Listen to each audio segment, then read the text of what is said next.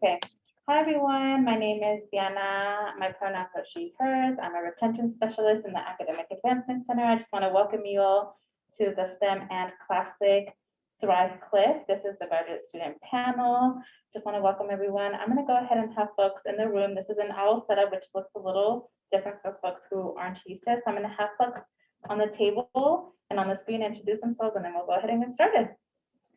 Stephanie, do you want to start us off? And Yeah. pass it around? So, hi everyone, my name is Stephanie Cuevas, pronouns she, her, ella. I am a retention specialist with the AAC and also serve as a Thrive grad coordinator.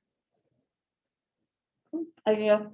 My name is Brianna Reidenauer. I go by Bree, pronouns she, her, hers. I am a second-year graduate student in the Student Affairs and Higher Education Master's Program here, and I am the coordinator of student engagement with Adult Learner and Veteran Services. Hi, my name is Caroline Alvarez. I am a graduate student here at SAMD, and my pronouns are, I'm not very familiar with it, she, and then the rest. Sorry. What is SAMD? School of Advanced Materials Discovery, so I'm a material science engineer. Just kidding. Hi, what do I look? Right here. Okay. My name's GATO, pronouns are she, her, hers, and I'm a part-time PhD student in education, human resource studies, and transferred from sociology. So I can talk about both. Alexa? Sorry. Is it my turn? Yeah. Oh, hi, everyone. My name is Alexis Gomez. My pronouns are she, her, ella, and I work in the Career Center as a career education coordinator. Long title. And then I got my graduate degree at CSU in the Student Affairs and Higher Education program. Awesome. Well, thank you, everybody, for introducing yourself. So we have staff and also the panelists here. We don't have any students here, and that's okay. I think we wanted to turn this into more of like a table discussion and still offer this recording for our students who will be tuning in at a later time. So we definitely encourage you to take advantage of this. So we'll kind of just have like a table discussion.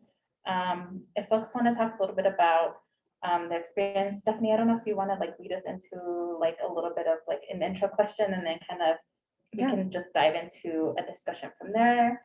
No formal like questions, but as questions come up, we invite our panelists here to ask questions with each other and to share any like information that you feel would be pertinent to our students from the AAC. Yeah, totally. So if we could go ahead and like folks around the room, whoever feels comfortable starting off, just kind of talk to us about, again, restate what program you're in, what year you're in.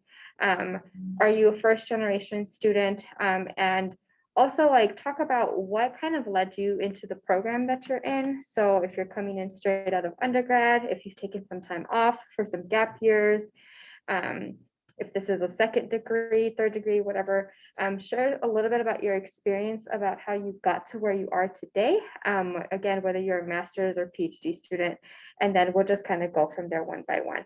That's okay. Would anyone care to start first? I can go. Okay. Cool.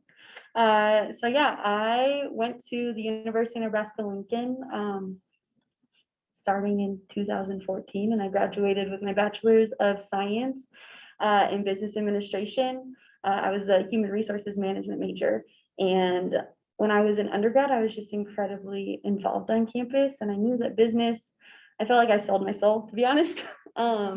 And so like just being in a space that I didn't feel comfortable with my undergrad degree, I was like, you know what, this probably isn't it for me. So currently, like I'm a second year in the Master's of Student Affairs and Higher Education program. And I didn't know Student Affairs even existed until I was a sophomore in my undergrad.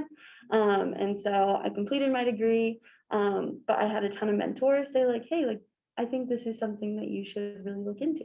And I was like, you know what, I think you're right. And so I just continued my involvement on campus, and I did a majority of my learning outside the classroom. But I did take away a lot of valuable skills from like my management classes.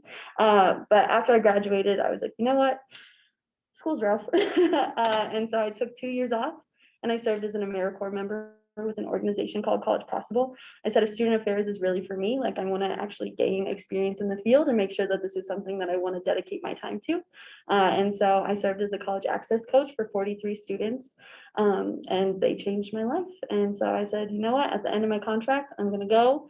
And I'm going to like get into student affairs because I'm also a first generation student, like a lot of my students were that I served. And just knowing all the people who helped me along the way, that was something that I wanted to do and I wanted to give back. And so, yeah, my mentor is an actual like alum from the program that I'm currently in. And he's like, you know what, like you should really look into CSU's program. And I went grad school shopping, had like an entire like spreadsheet of like so many different schools. I think I started with like 50 schools on my radar. And I like have a spreadsheet and it's just like, okay, these are the requirements, like this is the mission of the program. And I was able to narrow it down to 10, and then I narrowed it down to 5, and then I narrowed it down to 3, and I only applied to 2 because I was feeling kind of confident that like I had like what it took to get into these programs. And yeah, I went to Colorado State and Michigan State and visited their programs, and I applied to both of those schools, experienced interview days, like went through that entire process and fell in love with CSU, and here I am. Cool, thank you. Do I have to go next? Okay. So my name is Carolyn Alvarez. Oh God. Okay, so originally I got a bachelor's degree in business management. 18 out of high school, you're supposed to go to college. That's what I did. As soon as I completed my bachelor degree, 4 years later, what's the next step? You have to go to graduate school. Okay, so I went to graduate school in communications at SDSU in San Diego, California, where I'm from. About halfway through, I realized I don't like this. So I dropped out. I worked full-time in the insurance industry. Same time I went through my entire college. So I was fortunate enough to be able to pay it off. So I didn't incur debt, but that's still a lot of money wasted. And I think the important lesson to learn is to not do something unless you're ready for it. I took 10 years off and I worked in the insurance industry because my family owns an insurance office. So I did that. Still hated it. I remember sitting down at home, visiting my parents, watching a TV show. It was actually The Flash. I'm not sure if you guys are familiar with that. Very, very big DC and Marvel fan. And he's a forensic scientist, The Flash. And I remember looking at my dad and saying, in another life, I wish I could have done that because I really like science. It never occurred to me as a woman coming from a super traditional Mexican family. I'm also first generation. Both my parents were born and raised in Mexico. Half my family doesn't speak English and still lives in Mexico. You can't get jobs, so it never occurred to me. And my dad looks at me and he goes, what do you mean? Like, you're young enough, do it. At the time, I had a 2-year-old daughter. And he was like, do it. So I started, so that's what started my path. Originally it was forensic science, so I enrolled in community college and started doing chemistry. That's what forensic science requires, right? Through that path, I discovered different areas of chemistry that I liked. I finished all the prereqs required at the community college and transferred to CSU as a second bachelor's degree in chemistry. I started working here with my mentor doing research, Dr. Diverty. And his research, he works in the chemistry department, but it also incorporated some engineering aspects, some building aspects. I really grew a liking to that. And I did more research and decided I want to do material science and engineering. I really like chemistry. I really like engineering. This kind of encompasses both. So then I applied to the graduate program to SAMD here, material science and engineering. And now I am 1 semester away from graduating. And that is what I do. Thank you. Yeah, and I got to look at Carolyn's application. It was awesome. And you Like, picked me, thank you. Yeah, so I forgot to say I am the program manager for the material science engineering program here at CSU. and it's only serving graduate degrees right now. So I got an undergrad here at CSU. So my bachelor's is in sociology, but I came in thinking I was a business person. So it's funny that the three of us have a business background. Because I think our society is just like, go get money, right? So instantly, as you know, I'm also first gen, it's like, how can we make money, right? Our family came here for a better life. How can we make money? So I think instantly we go into business. And then it was actually one of my business classes that I realized it was called Economy and Society. And that's the class that led me to love sociology. So I got a sociology undergrad. And then my senior year, someone said, are you going to grad school? And I was like, what is that? And then I don't know, I just kind of applied with my advisor, had no idea. And then I got a criminology master's because I was like, I'm gonna work for the FBI, be undercover, all kinds of stuff. I was gonna bust all the drug lords, but but then my job out of my master's in criminology was actually business. I was an assistant store manager for a Walmart, and I was killing it because they wanted to promote me.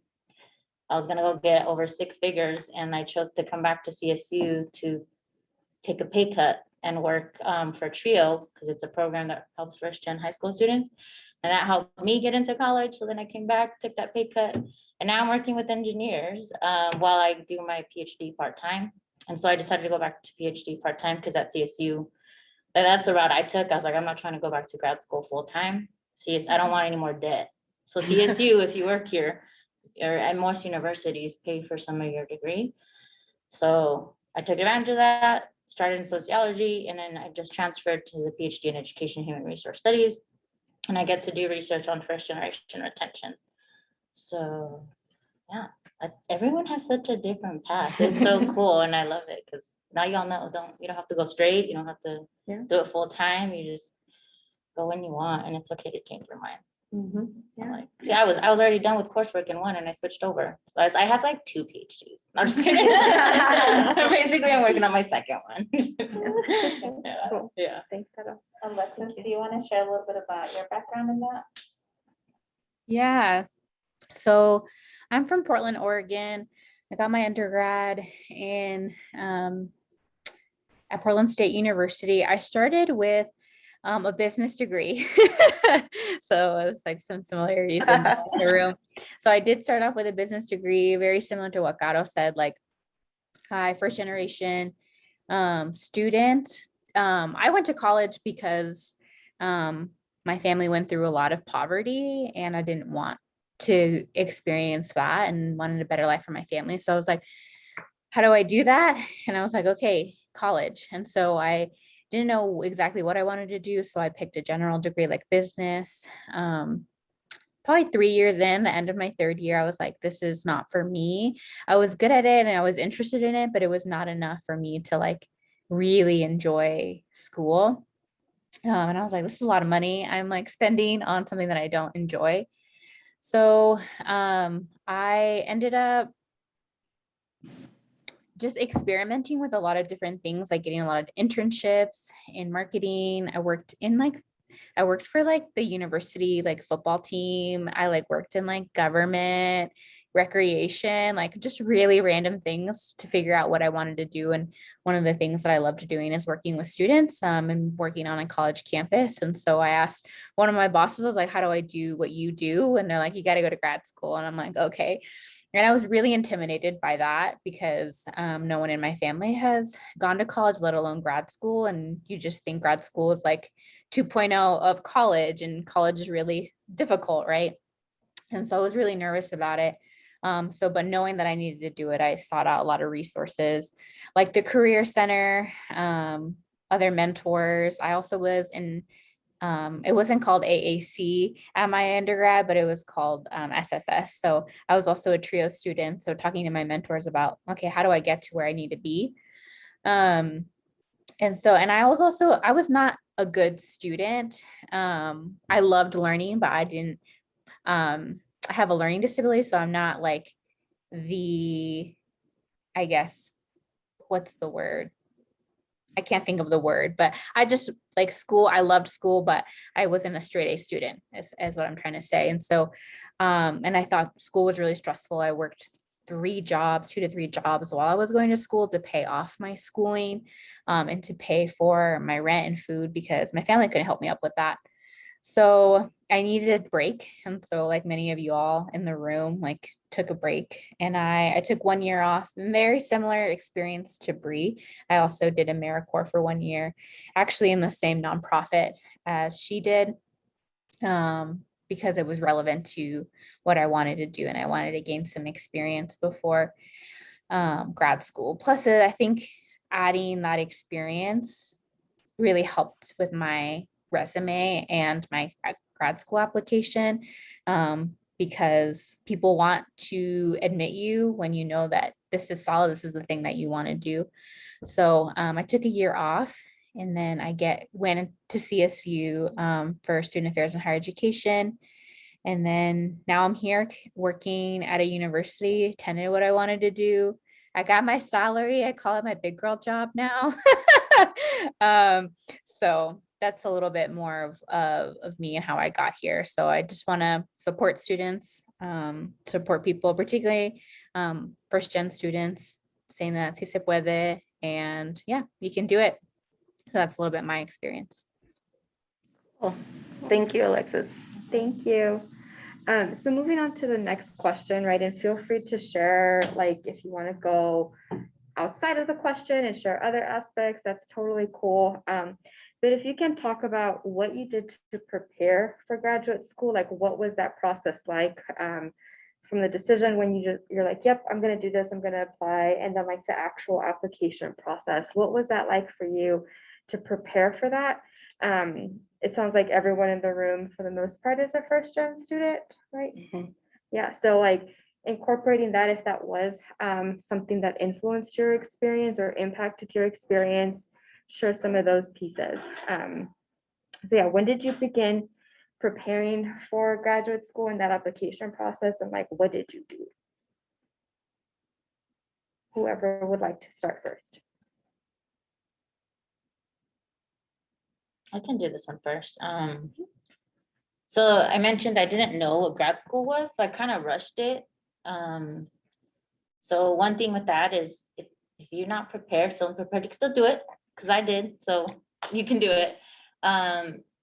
So I just rushed it because I didn't know what I was gonna do after, and I had an advisor who told me you should go to grad school. I didn't know what I was doing, but she's like, you need research, so she made me do some little project in her class that showed I did research. I was like, I didn't know what research was.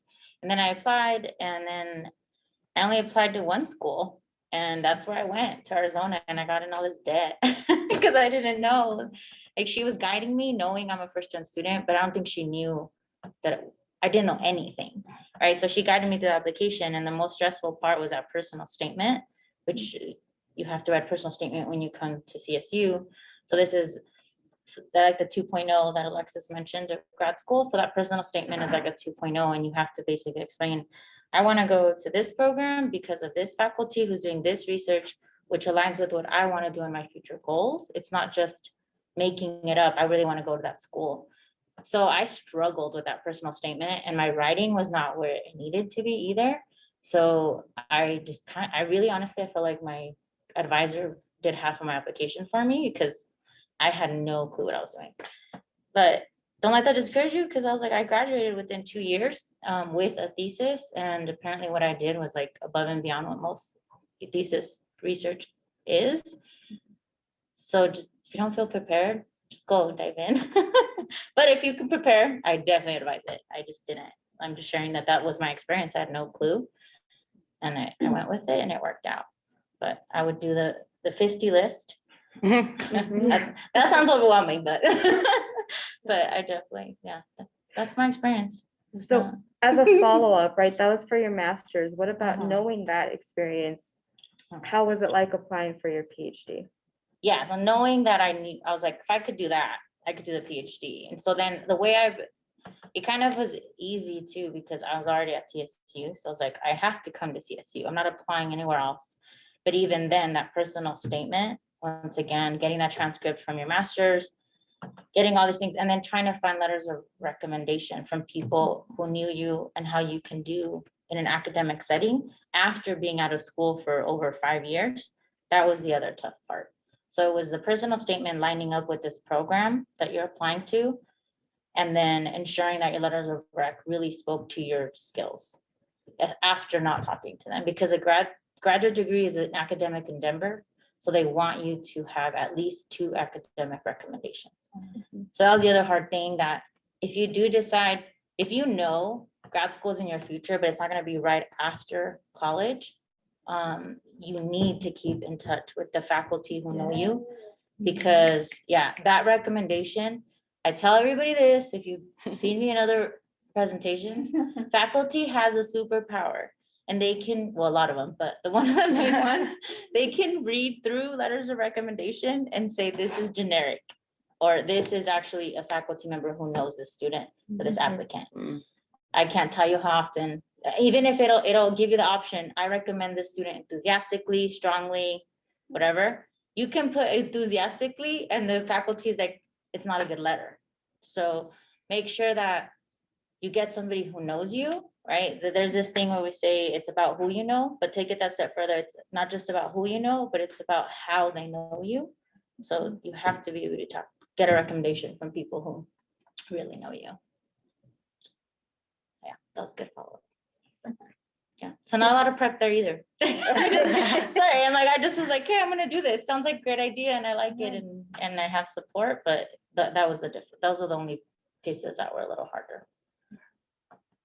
Yeah, no, definitely stay in contact with your faculty, because when I was applying, like I said earlier, that I did a majority of my learning outside of the classroom, so I didn't feel like I really connected to a lot of my faculty members.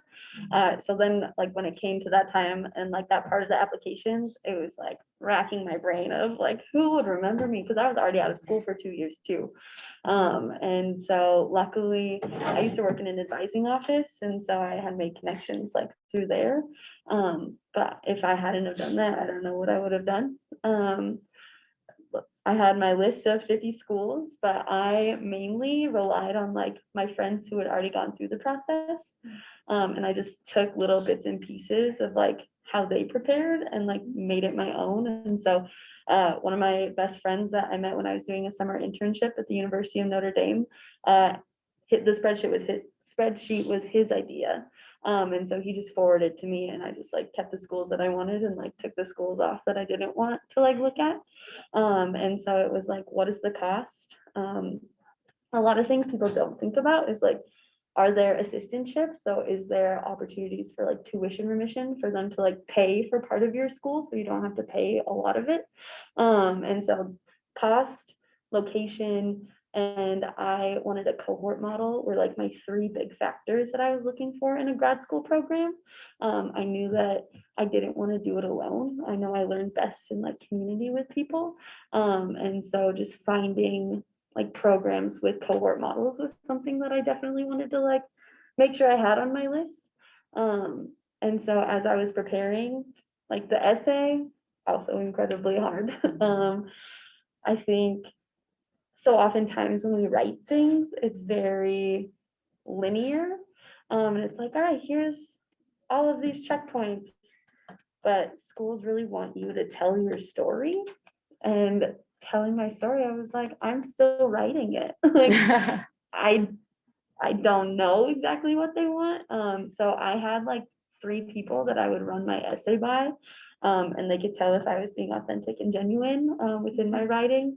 And if I was just trying to check off boxes, they would call me out on my ish, you know?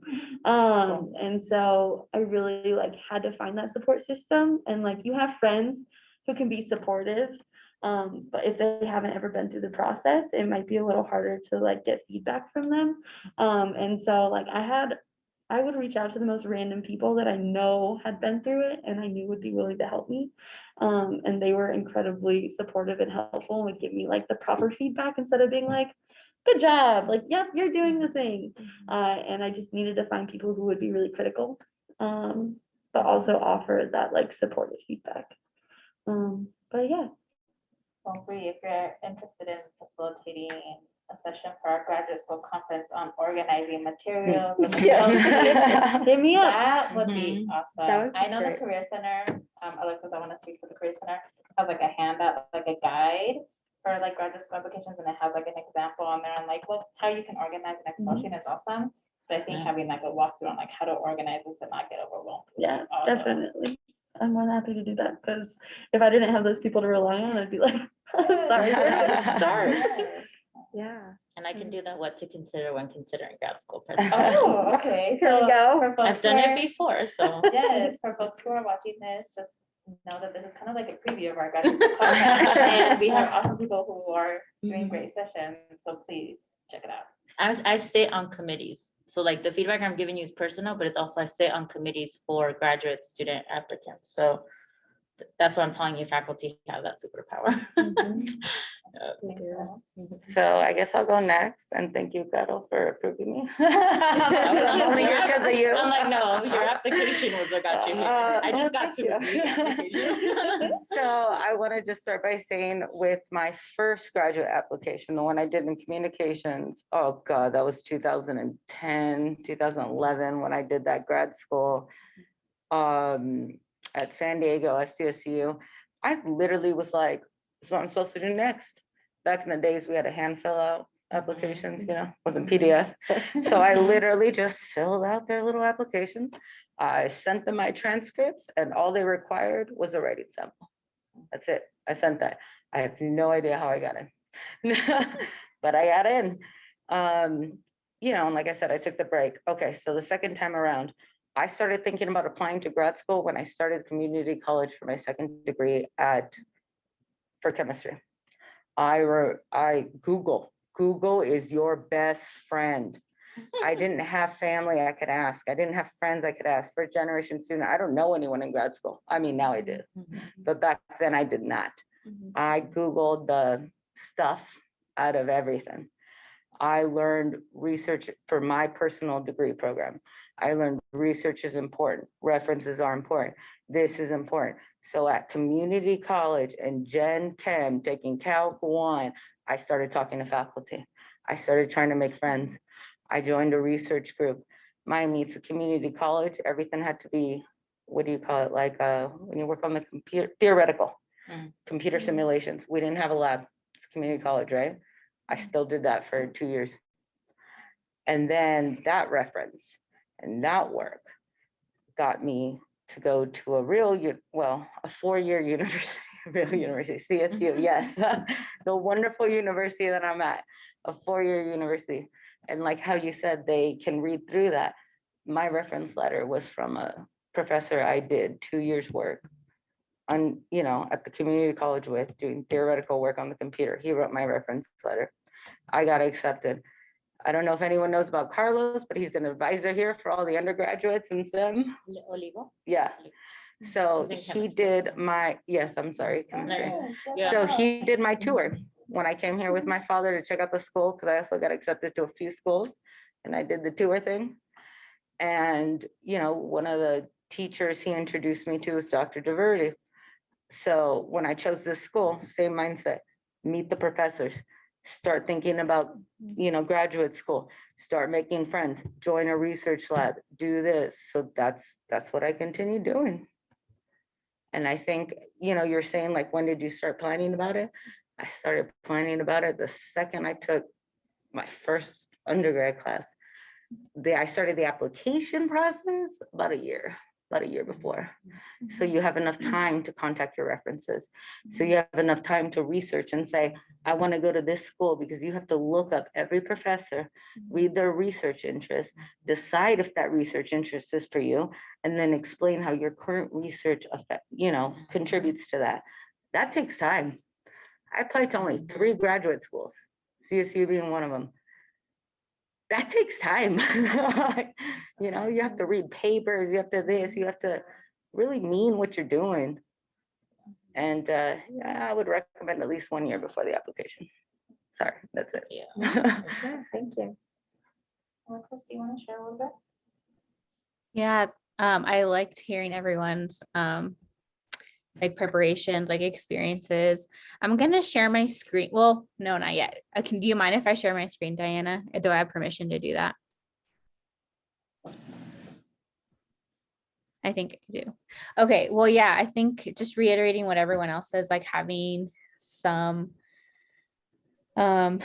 experience while you're in undergrad or after you graduate. So developing some research experience. Not all programs will be research heavy or the work that you'll be doing is research, but because it's academia, it's just really natural for people to want other people to have research under their belt.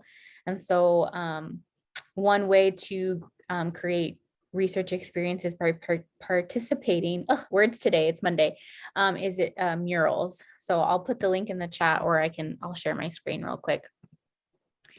I'm like in presentation mode. But to participate in Murals, which is the undergrad research and art leadership symposium.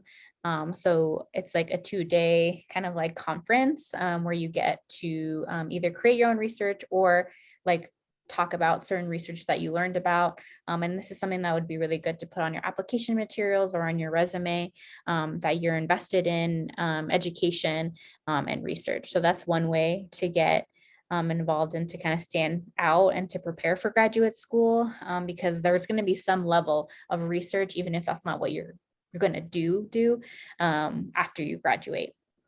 Or developing some internships related to the field that you're interested in will also show that you're dedicated and you're interested in. I forgot your name, I apologize, but you mentioned like Google is your friend. Like, yes, Google is your friend, and making sure to research different programs, look what they're into, what their mission statement is, who's teaching there, etc. But then some other things, like Bree mentioned, having some organizational components. So in my Google Drive, I had like a folder that said grad schools, and then each grad school that I applied to, and then within the folder, an Excel sheet, my personal statement, and then some additional things that they asked for.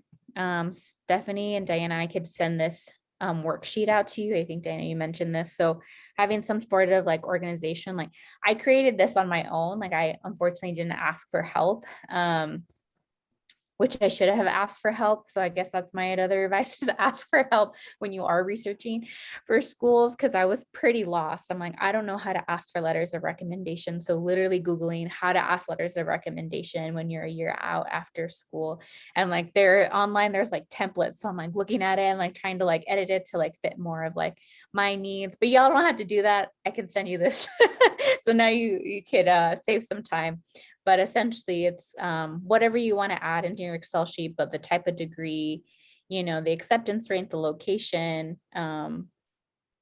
admissions fees, your username and password. Trust me, it is so stressful when you forget your username and password 20 minutes before the deadline, right? Like just the sheet, okay?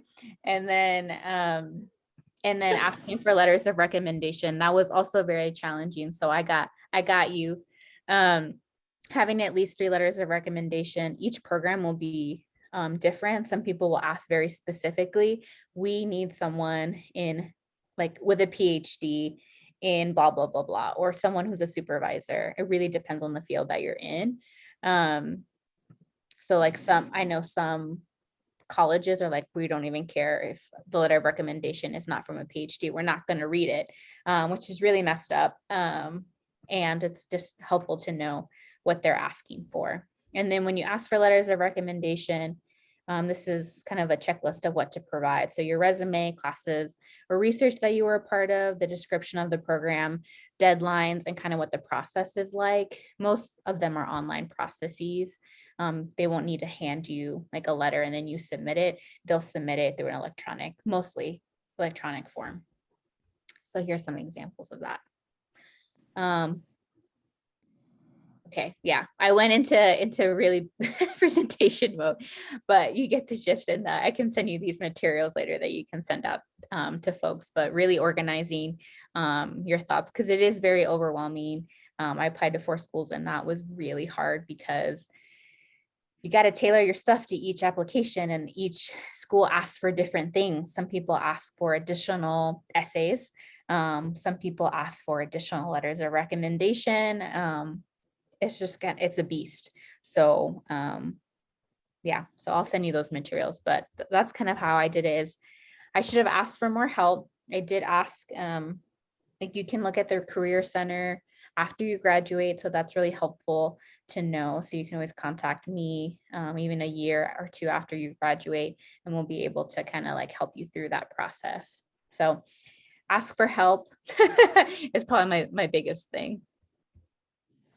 I'd also add like figuring out how to interview if your programs do have interviews is something that like some of the people in my cohort like weren't expecting necessarily. And so just recognizing that not only like is the program interviewing you, but you're also interviewing the program. Because like on paper, a program can look amazing, right? Yeah. But then like once you're actually there in that space, the culture could be incredibly different. And so just like talking to current students is also a huge thing. I reached out to some people in the cohorts before me before I even applied, and I was like, hey, what's your experience? How are you doing networking? There's always like faculty members that you can reach out to and just be like, hey, what does a student like, what do you see in like the students who succeed in your program? And like what's kind of traits are you looking for if like I'm applying to this program? But just like asking questions and seeing if it's something that is even a good place for you. Because I was like, yeah, I want to go to like University of Vermont.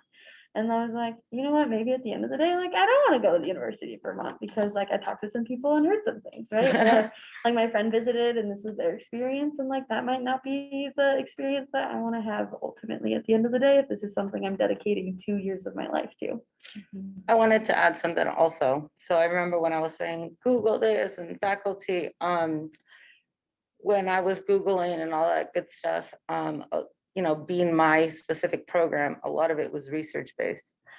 A lot of my friends, classmates in community college, you know, we get emails every month, you know, apply to this internship out of state, we'll pay you 3 months, summer, apply to this, they get research papers, they go do this, they go do these great things. You know, NASA offers research internships, you know, Department of Defense, whatever, you name it, every single college randomly offered, I wouldn't say randomly, I'm sorry, offers applicants to come and do research from other schools, encourages it.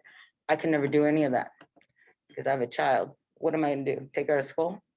Take her just 3 months another place? What about daycare? What am I gonna do with her? You know, I can't. I'm a full-time, I don't have family that will help me. So I think my point is don't get discouraged because there's always another way to meet that requirement. Get creative, understand the underlying meaning of the requirement, and find a way that you can do that that meets your personal needs. Don't just Google things and be like, well, I can't take internships out of state, so I'm not gonna do this. No, yes, you can. Find another way. And I think for me, that discouraged me a lot personally. And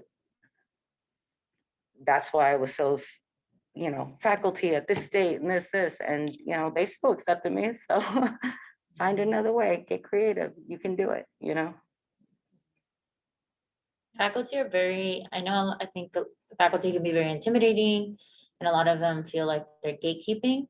But I've had great experience in working now with this graduate program and understanding that faculty are very much human, and a lot of them, I can't speak for all of them, but a lot of them want to make this process easier, and they want to be there to support a student who wants to get their graduate degree. As long as you communicate effectively and timely. Okay, don't reach out to your faculty a night before and tell them you need an extension because of whatever reason, right? If it's an emergency, obviously, but like, and don't be rude about it. But for the most part, like I've gotten so many emails from faculty, from students. Yeah, they're there to try and help you. So I was about to I say, why are agree you with looking that at me, one. Carolina? Oh, just making- That was a joke, because Caroline, I'm just I kidding. send you Yeah. so much emails, and that's an example of faculty helping students. Yeah. I'm like, I can't count how They many just emails help, I send you. Because I know what happens with students and faculty reach out and say, hey, this student got an extension, or hey, this student got an incomplete for this or this, like, because they know that life happens. And so Caroline's right, like, just make it can happen. Don't get discouraged by that requirement. I want to quickly add to this. Something that I've been sharing with students is, yes, faculty can sometimes be intimidating, and the whole idea of like, how do I get into research? How do you have that conversation? I would encourage students, and what I do encourage students to do is to go into office hours and just talk and get to know the faculty. Like, who are they? How did they get to this point in their career? How did they know that this is what they wanted to study? You don't have to go to your faculty only when you have questions about the material, right? Because then that way you can kind of cruise through the whole semester saying, well, I understood everything. I don't need my faculty. Long-term, you might need them. You might need that connection. You're going to need that resource. And so going in and just getting to know them, getting to ask them questions about themselves, their research, their passion, why they're doing what they're doing, how did they get here, what did they do in their undergrad and grad experiences, right? What opportunities did they take advantage of? What do they recommend for students to do in their shoes, right? So having those conversations is how you establish and begin that relationship that can later develop. And you never know what that leads to, right? Not that I'm like a panelist, but also to share. I did that in undergrad. My first quarter when I transferred into my institution, and that same day that I walked out of my office, my professor's office hours, I basically walked out with a research opportunity into her lab. That was not my intention at all. But you Nice. never know what could happen, right? It's getting to know your faculty beyond just the material that they teach. And then they also take an interest in you and your passions, your interest, and that can again open up doors of opportunities. And just to add on what Stephanie said, it doesn't just have to be your professor. Every faculty usually has their own website, their own research group with their own description of what they do, with their own this. I can't count how many offices I walked into who I've never met before and just was like, I've read this. This is what I do, and just got to know them, like you're saying. So don't be discouraged if you don't have a class with them, or just meet people. They love talking about themselves. I've actually heard that on Google before. They do, especially their research, but I'll the read research their- part can be intimidating if you don't know their research, right? Oh, but So they'll if you want to just tell you. go and say, hey, I'm thinking about grad school, how did you know you wanted to go to grad school? Or like, and then yeah, just a simple question like, how did you know you want to do grad school? Like, why did you get your grad degree? Just go in there with that instead of talking about research, unless you know the research. Yeah, like even if you're not Yeah. specific on, I want to do this research, Yeah. just talk to them. And if you are specific, then great, find someone who meets that. But if Yeah. not, still go talk to them. Should we do like a final wrap up? Maybe, I don't know if we want to do a question or maybe just like a tip. Can be about anything. I think something that I've kind of heard folks talk a little bit about, but maybe not so much in depth, is like funding pieces as well. That's a big part of like the conversation. So if folks wanna like just, what's one piece of advice you would give our students in the AAC in regards to like considering applying any level of interest for graduate school, and it can be done. So I have to head out like really soon, so I'm Yeah. just gonna give my piece. Ask is the biggest thing. When you apply to grad school, it costs money. If you don't see a waiver on the website, you just ask. Like, I'm that coordinator. If you ask me, whatever, I'm gonna give it to you. As long as you meet like the minimum requirements, I also have to do that. But sometimes we just don't publicize it, but it's out there. Or the graduate school of that university you applied to has a separate waiver. It's just not very public for some reason. Is So that just for the whole ask. tuition or just a class No, for the application waiver. application? And then when it comes to tuition in terms of, for most programs that are, so like putting out Caroline's business out there, but like she's doing coursework only masters, and that one we don't have funding for. Most universities don't fund coursework only programs. She's doing research on the side, but that wasn't part of the master's offer we gave her. So for the most part, you're gonna receive funding if you're gonna do research. But like the SAHI program is not research based, so you just have to do research. So just ask for what opportunities exist. Because for the most part, your application is considered for tuition funding and perhaps a stipend, so monthly income.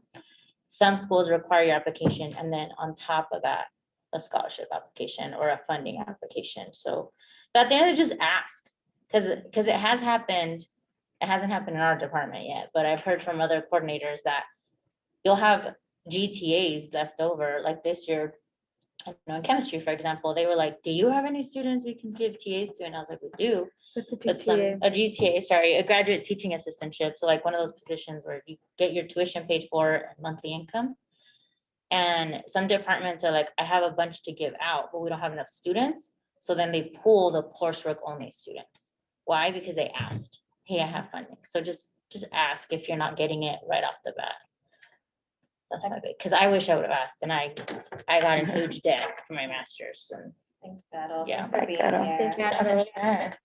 Something that I want to like add on to what Gato was saying, one of the best pieces of advice that I've heard in regards to funding is always ask before, during, and after. Don't feel like you can't ask for funding once you've gone into a university. You should always be asking for funding, because the university should care about you being there, right? So always before, during your application, and even after you've already been admitted to a program, always ask for more funding.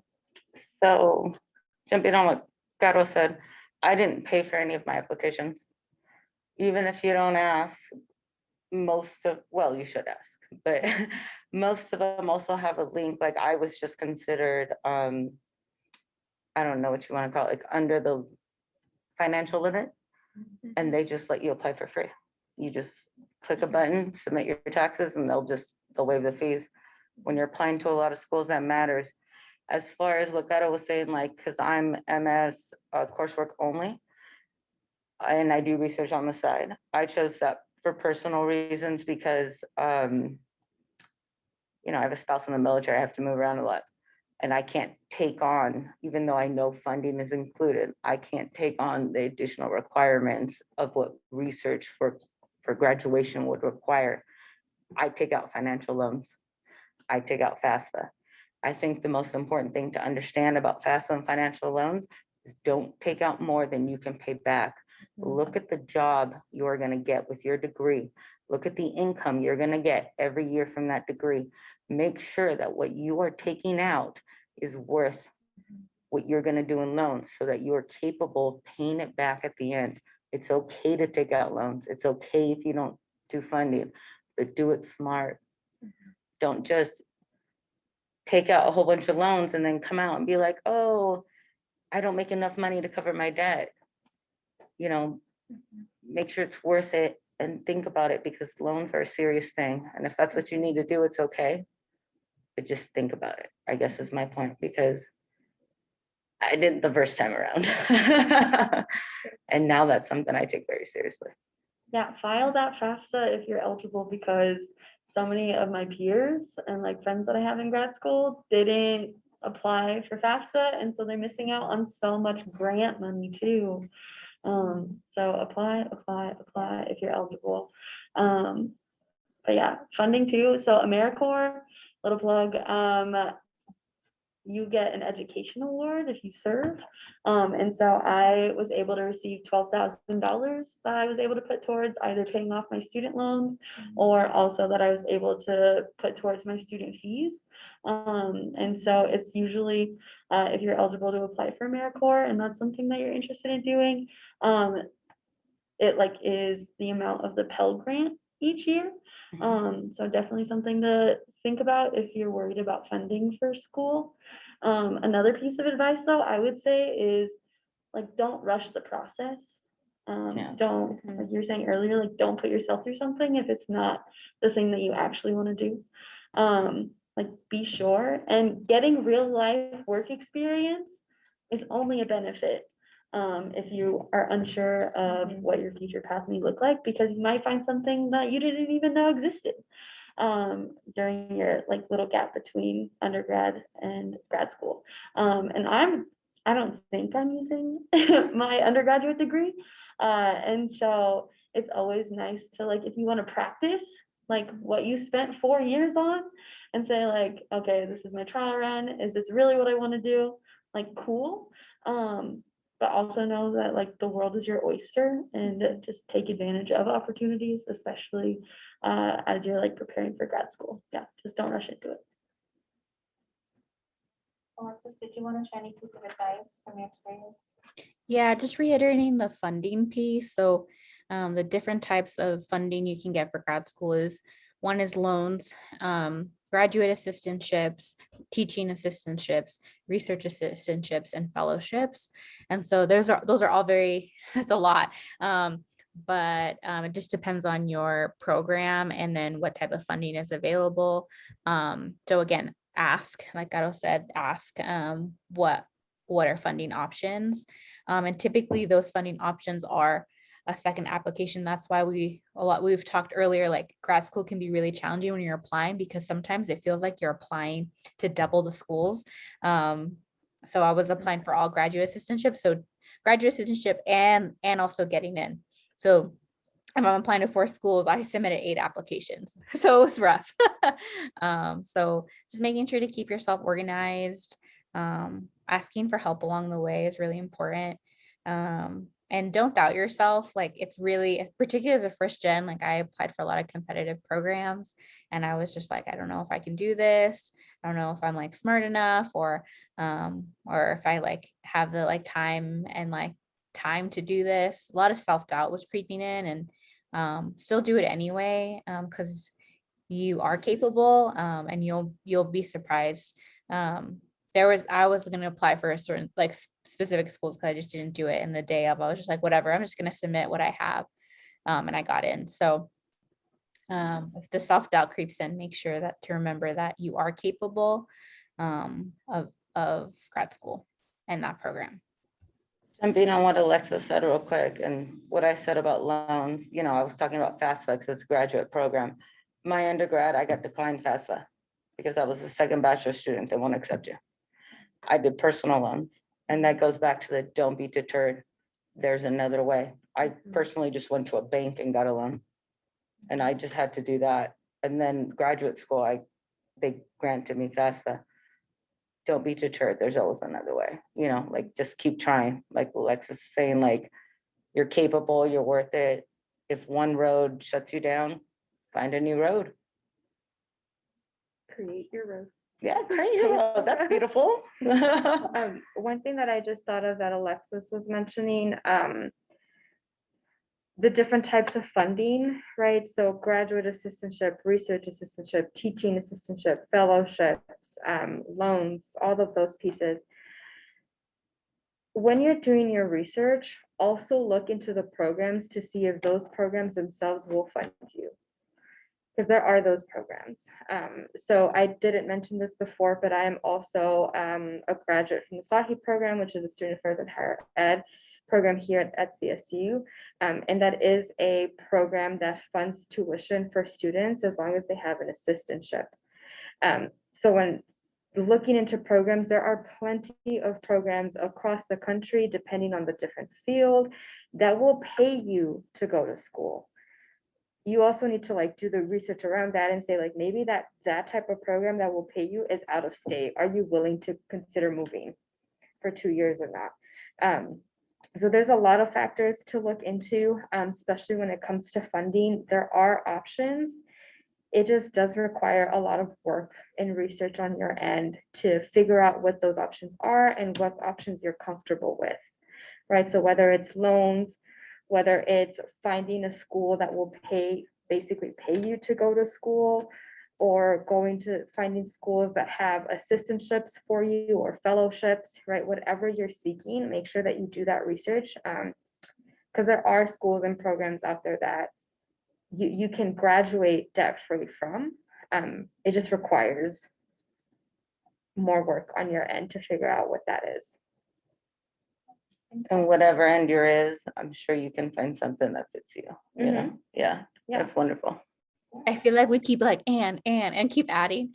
One thing we did not touch upon was standardized tests and exams. So I'll send you a link of where to access those because of COVID, particularly the GRE, like you can do that now online at home where you used to do that like at a specific timelines and locations. You can still do that. But some programs do require you to have an LSAT, the MCAT, the GRE. So I can send you all, or I can share on my screen right now. I can share my screen. Do we have enough time? Yeah, go for it. Okay. So if you go to the Career Center, sorry, y'all, I'm a Capricorn, if y'all haven't noticed. Okay. So if you go to the Career Center, and it's very, very slow right now. You go to Resources, Resource Center. This is my favorite page for resources. honestly. Yes, yes. So on the right-hand side, you could go under topics. So you know, if you want to talk about cover letters, or you want to talk about whatever, let's click grad school. It's this with all the test tubes preparing for a standardized admissions test. So this is where you'll see the dates and locations, of how to access, applying for graduate school, and then the different standardized tests and where to locate all of those. And then some, it's particularly for the GRE, we have some like testing materials too for you to practice. I'm not sure. The admissions tests tend to be pretty expensive, like $200 a test, and there are statistics that show them the more that you take, or if you take it more than once, your test will go higher. But I hate giving that statistics out because I don't want you all to pay $400 to take a test to get a better score. I personally took it 3 times. Yeah. So So 10 and years it might hard to get better. Sorry. it didn't get better. It did get better. Okay. So I don't know if we probably should do more research on if there's any like funding available or waivers available. There might be some. I'm not knowledgeable as that. There are waivers. You have to contact the GRE. I'm sorry, I'm speaking only to the GRE. You have to contact them, and there are waivers, again, showing your income tax season taxes. They won't charge you. Also, I found material super cheap on Amazon. Like you can buy books, and there's also a lot of apps these days that you can download for free that will let you do like GRE practice tests. I did a lot of that. Sorry to jump. No, thank you. That's if you're coming from personal experience. I chose a grad program that didn't have the GRE intentionally, but not all of us are so lucky to be on the field, right? Did Kaplan and paid the money, and don't get me wrong, you know, they were great and they helped me, but it's a lot cheaper to do. There's a lot of other resources that are a lot cheaper for the rest of us, and I did that from the rest of my GRE test. Alexis, if you want to just send me some of those links, we compare that on our website when we upload the video. But I just want to thank you all for being here. For folks who are tuning in, you give these folks a round of applause, even though you're just watching the recording. Just want to give you all a huge thank you and sharing your perspective.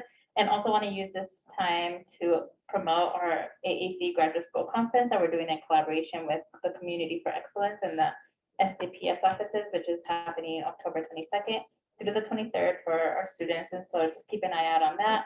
Communication has already gone out, flyers, all those things. So just keep an eye out for that registration form. So please attend that if you're still interested in learning a little bit more about the graduate school experience. So thank you all for being here. I'm gonna go ahead and stop recording.